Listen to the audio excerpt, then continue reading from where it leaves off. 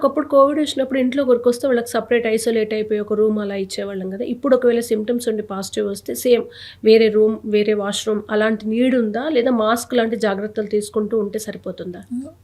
టోటల్గా ఐసోలేట్ అవ్వాల్సినంత అవసరం అయితే లేదు. అప్పుడు 2 వీక్స్ కంపల్సరీ హౌస్ అరెస్ట్ లాగా రూమ్లో పెట్టి ఉంచేవాడు. అది pandemic time. At that time mortality is so high and everybody is affected. Health care facilities సరిపోలేదు ఏ కంట్రీకి.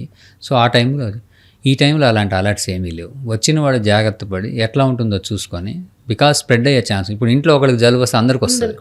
సో అలాంటిదే ఇది కూడా. కాబట్టి మనం కొంచెం జాగ్రత్తగా ఉంటూ మన వల్ల వేరే వాళ్ళకి రాకుండా, యూజువల్ ఏం చేస్తామంటే దగ్గి తుమ్మి అక్కడే చీదేసి అక్కడే ఆ చేతులు కడుక్కోకుండా ఇలాంటివి చేస్తాం. అలాంటివి కాకుండా ఎవరికైతే లక్షణాలు ఉన్నాయో వాళ్ళు హ్యాండ్ హైజీన్ పాటిస్తూ అట్లీస్ట్ మాస్క్ వేసుకుంటే దగ్గినప్పుడు తుమ్మినప్పుడు వచ్చి మాస్క్ మీద ఆగిపోతాయి.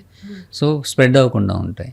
అంతకుమించి మొబిలిటీ ఆపేసుకోవడం, రూమ్లోని కూర్చోవడం ఇలాంటివి ఇంకా అంతగా అలర్ట్స్ అయితే గవర్నమెంట్ నుంచి లేవు. కాబట్టి సో సింపుల్ స్ప్రెడ్ ఆపడానికి కావాల్సిన మెజర్స్ తీసుకుంటూ రెస్ట్ తీసుకుంటే మనం తొందరగానే రికవర్ అయిపోతాం.